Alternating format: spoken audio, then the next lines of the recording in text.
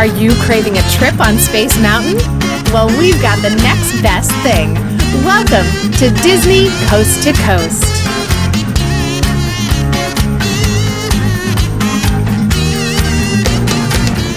Hey folks, and welcome to Dizney Coast to Coast, the ultimate unofficial Disney fan podcast. I'm Jeff DePauli, and welcome to the House of Mouse headlines for the week of March 8th, 2020, brought to you by laughingplace.com, your up-to-date resource for the latest Disney news every day of the week. In this week's news, more Disney parks closures, a new attraction pulls into Disney's Hollywood studios, an update on a highly anticipated Disney sequel, and much more. So let's get to it. Hear the latest news from the Walt Disney Company in today's House of Mouse headlines. Following indefinite closures of Shanghai Disneyland and Hong Kong Disneyland, the Tokyo Disney Resort announced that it too would be closing the gates due to the spread of COVID-19. However, unlike those other parks, a reopening date for Tokyo Disneyland and Tokyo Disney Sea was announced for Sunday, March 15th. This comes after a government request to cancel or postpone big events for the next 2 weeks. With any luck, this means that Tokyo Disneyland will still be able to celebrate its 37th anniversary on April 15th, as well as the opening of the new ride Enchanted Tale of Beauty and the Beast on that same day. Meanwhile, as I'm recording this, Disneyland Paris, Walt Disney World, and Disneyland all remain open, but all are monitoring the situation and taking extra hygienic precautions. Speaking of Walt Disney World, this week the resort celebrated the grand opening of the first ever ride-through attraction starring the mice that started it all. On Wednesday, Mickey and Minnie's Runaway Railway pulled into the Chinese theater to welcome guests aboard a one-of-a-kind train ride. Prior to the official debut, a dedication ceremony featuring the Sensational Six and Walt Disney World President Josh D'Amaro was held and live-streamed on the Disney Parks blog. In his statements, D'Amaro called the attraction a crowning achievement in the park's multi-year transformation. Mickey and Minnie's Runaway Railway is now open at Disney's Hollywood Studios. Just in time for the increased crowds arriving bright and early to Disney's Hollywood Studios, the park introduced some new breakfast items this past week. Perhaps the most interesting of these is the green milk bread pudding, now available from the milk stand at Galaxy's Edge, alongside the Saka Farm Egg Bite and Wamba Yogurt Cup. If you prefer to eat your morning meal on Earth, there are also plenty of new selections at ABC Commissary, such as the Mexican corn chilaquiles and eggs bowl, fried chicken and cinnamon sugar French donut bowl, and much more. So be sure to give these items a try on your next visit to Disney's Hollywood Studios.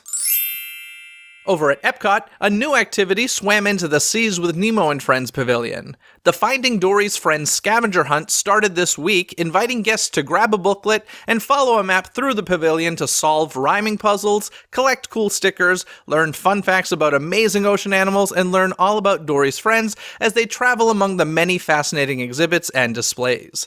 These complimentary scavenger hunt booklets can be found on the first floor inside the Seas with Nemo and Friends pavilion.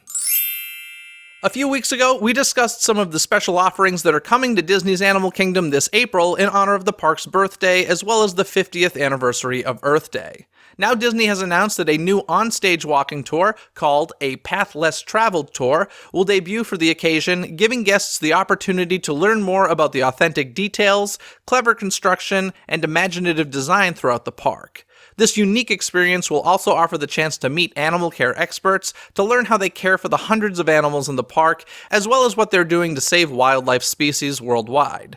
The A Path Less Traveled Tour will cost $69 per person and will be offered daily from March 29th through May 2nd, with the exception of April 21st. With the release of Disney's live-action Mulan just a few weeks away, it should come as no surprise that a sneak peek will be coming to the Disney parks. Starting March 20th, guests visiting Disneyland Resort can stop by the Tomorrowland Theater in Disneyland Park to catch the special presentation, while guests at Walt Disney World can find it at the Walt Disney Presents attraction. Additionally, those on select Disney Cruise Line sailings in late March will also get a preview. In related news, a new Mulan sequence will be integrated into Disney's Hollywood Studios' Disney Movie Magic Show when it returns on March 13th. Finally, you can also listen to the new song from the Mulan soundtrack, Loyal, Brave, True, performed by Disney legend Christina Aguilera on various streaming platforms and other music outlets right now. Pixar's Good Luck Charm is making his way to Disney Channel. This week it was announced that John Ratzenberger had been cast in a recurring guest role for the second season of Just Roll With It. Ratzenberger will play the grandfather of Blair, portrayed by actress Kaylin Hayman. If you're not familiar with the show, Just Roll With It is a hybrid script and improvised show on Disney Channel. During the show, the studio audience is allowed to vote on the outcome of certain scenes, leaving the actors to, well, just roll with it. The second season of the show will debut on Sunday, March 15th at 8:45 p.m. on Disney Channel and Disney Now. It looks as though the long-rumored Hocus Pocus sequel is inching closer to becoming a reality. According to Variety, Adam Shankman has been tapped to direct the film, which is being developed for Disney+. Shankman has previously worked with Disney, helming the Adam Sandler starrer Bedtime Stories, as well as The Pacifier with Vin Diesel, and is also known for directing the film adaptation of the Broadway musical Hairspray, which itself was adapted from the John Waters movie. Incidentally, the director is also in pre-production on another long-in-the-works sequel, the Enchanted follow-up, Disenchanted. Therefore, it's unclear which project will go first. Sadly, at this time, the original Sanderson sisters Bette Midler, Sarah Jessica Parker, and Kathy Najimy are not attached to the project, although Disney is reportedly hopeful that they will be involved in some manner. Although it's always good news in my book to get more news confirming the Hocus Pocus sequel, I'd be lying if I didn't say I'm not disappointed that the film's original director, Kenny Ortega, isn't coming back.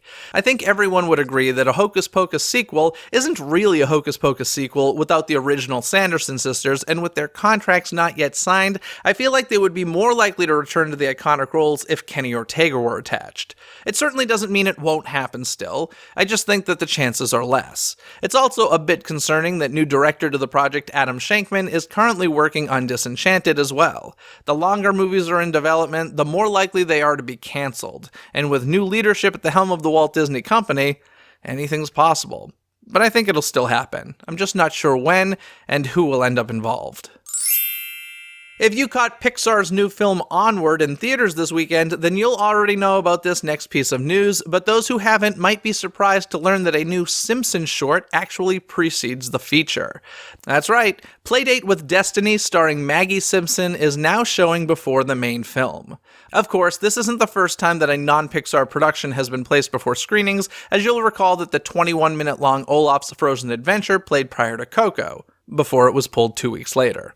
Now, I've made it known before on the show that I don't think The Simpsons belong thrown in amongst other Disney properties, or even streaming on services bearing the Disney name, but there is something about this short even more problematic in my opinion. I will start off saying that I actually did enjoy the short. I thought it was funny. Aside from it being shown before a Pixar movie, my biggest complaints would be that it feels like the Simpsons property is poking fun at Disney. I get that that's what the Simpsons do, but showing the iconic Mickey Circles logo only later to reveal that it's the iconic Simpsons donuts making the familiar Mickey shape just feels wrong. Also, at the end when we see the iconic Gracie Films logo featuring the silhouettes of guests in a movie theater, one of those audience members is now Mickey Mouse. I don't know, it just doesn't feel right to me, but I seem to be in the minority when it comes to this. Speaking of Onward though, I do want to mention that I have indeed seen the movie, but that I won't be delegating a full DCTC episode to it. I enjoyed the movie, I thought it was really nice, but I honestly didn't have many strong feelings about it. I didn't love it, I didn't hate it, and therefore I don't really have an hour's worth of opinions to share about it here on the podcast. I certainly would suggest seeing it if you're a Pixar fan. As I said, it's really nice. That's going to do it for the news this week, so let's get to this week's Twitter poll. With so many updates and exciting things at Disney's Hollywood Studios, I asked you folks, when you enter Disney's Hollywood Studios, which direction are you heading first? Your options were Mickey and Minnie's Runaway Railway, Star Wars Galaxy's Edge, Toy Story Land, or Sunset Boulevard, which of course has the Tower of Terror and Rock and Roller Coaster. In last place was Sunset Boulevard with only 7% of the votes, followed by Toy Story Land with 20% of the votes. 35% of you voted for Mickey and Minnie's Runaway Railway, but the majority at 38% voted for Star Wars Galaxy's Edge. Do you agree with these results? Cast your vote in the Twitter poll every week by following Disney CTC on Twitter. That's DIZNEY CTC. If you want to find all of our social media links and connect with the show, you can find everything you need over at DisneyCoastToCoast.com. And don't forget to visit patreon.com/DisneyCTC to find out how you can get DCTC rewards and help me continue to make new episodes of the podcast. That's patreon.com/DIZNEYCTC.